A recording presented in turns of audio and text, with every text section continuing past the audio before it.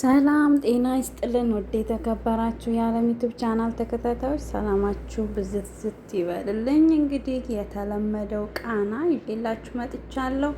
ለልጄስ የሚል አዲስ ተከታታይ ድራማ ነው። በጣም ደስ የሚል እና በጣም ደግሞ የሚያሳዝን ፊልም ነው። በነገራችን ላይ በቱርክም ስለሚታይ ቀደም ብሎ የከረመ ቢሆንም ግን ይዤላችሁ መጥቻለሁ። እንግዲህ እዚህ ጋር ፖሊስ ነው። ይሄ ፖሊስ ሆኖ ነው የሚሰራው። ልጅቱ ቀስ እያልኩ ስማቸውን ይዤላችሁ እመጣለሁ። ኤርታን ይባላል፣ ፖሊስነት ነው የሚሰራው። ይሄ ደግሞ ታነር ይባላል፣ ህገ ወጥ ነገር ነው የሚሰራው እና እዚህ ጋር እንግዲህ ፓስፖርት እየተቀባበሉ ነበረ። ያው በክትትል ውስጥ ስለነበረ እየተከታተለው ነው። ይሄ እንግዲህ ሁለቱ ኤርታን እና ታነር ናቸው። ታነር ፖሊስ እንትን የሚሰራው ሳይሆን ያኛው ነው። ይሄኛው ደግሞ ኤርታን ነው የሚባለው። ይህ ደግሞ የኤርታን እንትን ተላላኪ ነው። ከኋላ የሚፈጠረውን ነገር እያየ ነው። ገና ስሙ አልተጠቀሰም። እዚህ ጋር እንግዲህ ሁኔታውን እያጣራ እየሄደ ከኤርታን ጋር ይገጣጠሙና ይጋጫሉ። እዚህ ጋር እንግዲህ ልጁ እየደወለበት ነው ያለው ነገር የሚያሳየው ማለት ነው። እና ልጁ ትምህርት ቤት ነው። እዚህ ጋር ቁጭ ብሎ ወይኔ አባዬ ምንድን ነው ቆይ ስልክ ማታነሳው እያለ ነው። እሱ ደግሞ ስራ ላይ ነው። እዚህ ጋር የሄደ ባለበት ሰዓት ያ ቅድም ያልኳችሁ ልጅ እየተከታተለው ነበረ። ቦርሳውን ይቺ ተቀብለው ሄደች። አለቃ ልጅቱ አመልጦናል፣ ቦርሳውን ለሌላ ሰው ሰጥቶታል፣ እኔም እየተከተልኩን ነው ይለዋል። ይሄ አለቃቸው ነው፣ የፖሊስ ዋና አዛዣቸው። እዚህ ጋር እንግዲህ ሴቷን ልጅ እየተከታተላት ነው ኤርታን። ልጁም ያው ስልክ አላነሳልህ ስላለው እዛው ትምህርት ቤት ተቀምጧል። እሱም እዚህ ጋር ክትትሉን ቀጥሏል። በነገራችን ላይ በጣም የሚያሳዝን ፊልም ነው። በጣም በቃ እዚህ ጋር እንግዲህ ሰውየውን አግኝተውታል፣ ታነርን። እዚህ ጋር ሲይዙት አመለጣቸው ማለት ነው።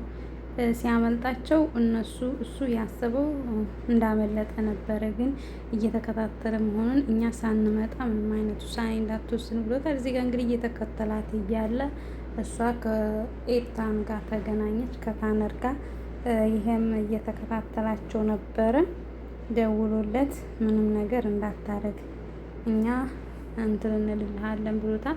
እዚህ ጋር እንግዲህ መታ ለፍቅረኛዋ እየሰጠችው ነበር። የኔ ፍቅር አመሰግናለሁ ይላታል። እዚህ ጋር እንግዲህ ቪዲዮ በነገራችን ላይ ያን ያህል ጥራት የለውም እና ነው፣ ለዛ ነው በጣም ይቅርታ።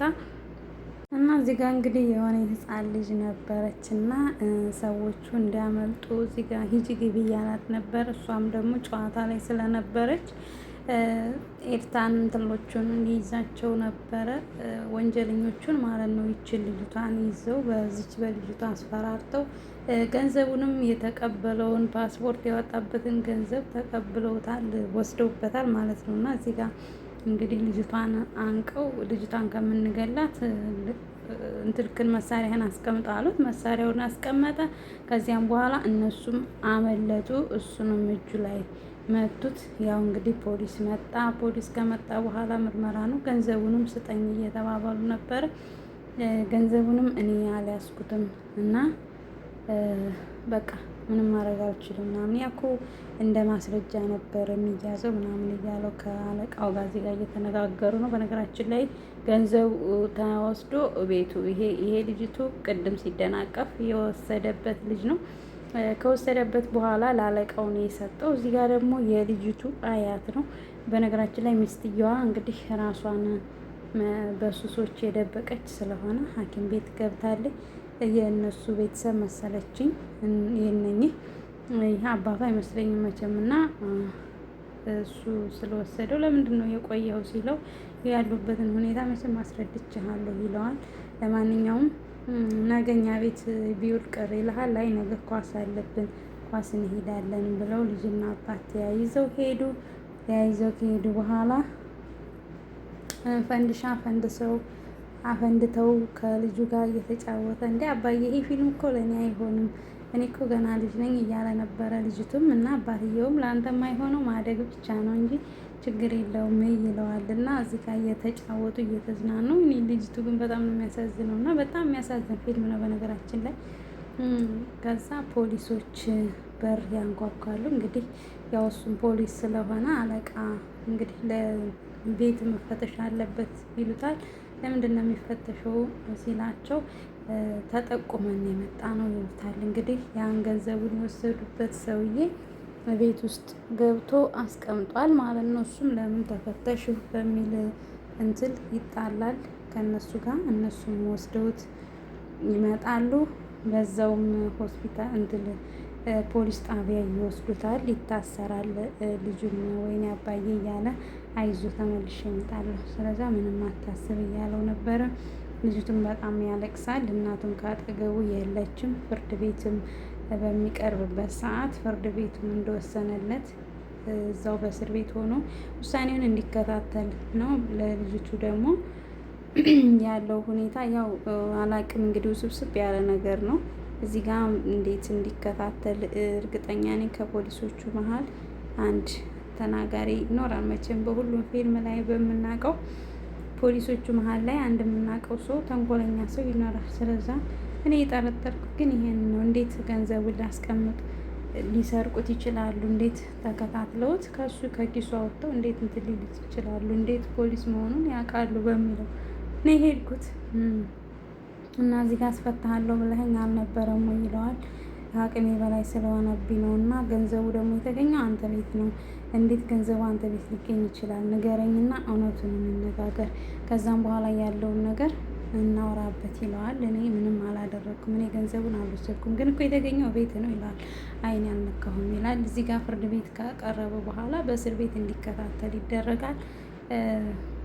እሱም እየተመላለሰ ይጠይቀዋል። እዚህ ጋር እንግዲህ ምነው ልጄ ያልመጣ ሲለው ልጅ እኮ ይለዋል። ልጄ ምን ሆኗል ምናምን ሲል በፍርድ ቤት ትዕዛዝ መሰረት አያቶቹ ልጅህን እንደሚያሳድጉት ክስ አቅርበዋል። ስለዛ አሁን ከዚህ ማትወጣ ከሆነ እሱ ወደ እነሱ መዘዋወር የአሳዳጊነት መብት እንደሚሰጣቸው ነው ይለዋል። ያው እዚህ ጋር እንግዲህ ፍርድ ቤት ቀርበው ልጅቱም የማሳደጊያ መብት ለእሱ እናት አባቶች መሰለኝ እንግዲህ ለአያቶቹ ተሰጠ። ልጅቱም በጣም ከፍቶታል። አባዬ መቼ ነው ከኔ ጋር የምንገናኘው ይለዋል። በቅርብ ቀን እንገናኛለን፣ ምንም እንዳታስብ እያለው እዚህ ጋር እንግዲህ ተቃቅፈው እንዲያው ፍቅራቸው በጣም ነው የሚያስቀናው። ነገራችን ላይ ልጅና አባት እንደዚህ ሲሆኑ በጣም ነው ደስ የሚለው እና እንደሚወጣ ቀጣይ አብረን እንደምንሆን እያለው እየነገረው ነበረ። እሱም ወደ እስር ቤቱ ገባ። ልጅቱም ከአያቶቹ ጋር ሄደ። ያለው ነገር እዚህ ጋር እንግዲህ በ4 አመት ነው ልጅቱ ወደ ትምህርት ቤት እንዲሄድ እሱም ደግሞ በታክሲ ሆኖ እያየ ነበረ። እዚህ ጋር እንግዲህ ሆስፒታል ነው ያሉት። የታመመች ሴትዮ ጣፋጭ ነገር ተከልክላ አይታባት ነው ዶክተሯ ማለት ነው። እንዴት አልተሻለኝም ስትል ይሄንን ባቤ ይሻለሽ ነበር እያለቻት ዶክተሯ እንግዲህ ይችኛዋ ዶክተር ደግሞ ሐኪም ወደ ሌላ ቦታ እንድትዘዋወር ወረቀት እያስገባኝ ነው። በቃ እንደዛ ከሆነ እኛ የሆነ ድግስ ምናምን እናዘጋጃለን። አይ ድግስ ምንም አያስፈልግም እና ምንም አይነት ነገር አያስፈልገኝም፣ እኔ እኮ የትም አይደለም የሚሄደው ከዚህ ነው የምዘዋወረው ምናምን እያለቻቸው ነበር ለጓደኞቿ። እዚህ ጋር ልጅቱና ትምህርት ቤት ሂድ ምናምን ሲሉ ዛሬ ትምህርት መቅረት አልችልም ይላቸዋል። ላይ መቅረት አትችልም፣ ተነሳ፣ ለምንድን ነው የምትቀረው? እዛ እኮ ትምህርት ቤት ጓደኞች አሉ፣ ምን አሉ አስተማሪዎች፣ ባካችሁ እዚያ ያሉ ጓደኞች ቂል ናቸው በሞላ እያለ ልጅቱ እዚህ ጋር እንግዲህ ወንድሜ ጋር ልሄድ ነው ብላ ነበር የሄደችው። ወንድሟ ሞቷል። የሞተበት ምክንያት ደግሞ አደንዛዥ እጽ ስለሚጠቀም በዛ ምክንያት ነው። ያኔ ምን አለ አንዴ ላገኝ ሲለኝ ሰምቼው ቢሆን አንዴ ማወራሽ ነገር አለ ብሎ ሰምቼው ቢሆን ምናልባት እዚህ ነገር ውስጥም አይገባም ነበር እያለች የሞተበትም ምክንያት እንግዲህ ያው ተገሎ እንደተገኘ ነው የምትናገረው። እንግዲህ እሷም ወደ ሌላ ሀገር ልትሄድ ነው። እዚህ ጋር ይሄ ደግሞ ታነር ነው፣ ፍቅረኛዋ ነው። እያወራት ነበረ መቼ ነው የምትመጪው ምናምን እያለ ከእሷ ጋር እያወሩ እንግዲህ ከሰዓት እንደምትመጣ እና ከሰዓት እደርሳለሁ አሁን ወደ ታክሲ ተራ እየሄድኩ ነው ብለው እየሄደች ባለችበት ሰዓት እንግዲህ ታክሲ ውስጥ ስትገባ ኤርታን ነው። ኤርታን ደግሞ ልጁን እየጠበቀ ነው። እኔ እኮ ታክሲ አይደለሁም ትላታለች። እንዴ ታክሲ ታዲያ ለምንድን ነው የቆምከው? ትለዋለች። አይ የቆምኩት እኔ ዝም ብዬ ነው፣ በቃ ታክሲ አይደለም ተራ እንትን ነኝ ምናምን። እሷም ገብታ ቁጭ ትላለች። ልጅቱም ደግሞ ከእንትሉ ጋር ሲሄድ ነበረ ከዛው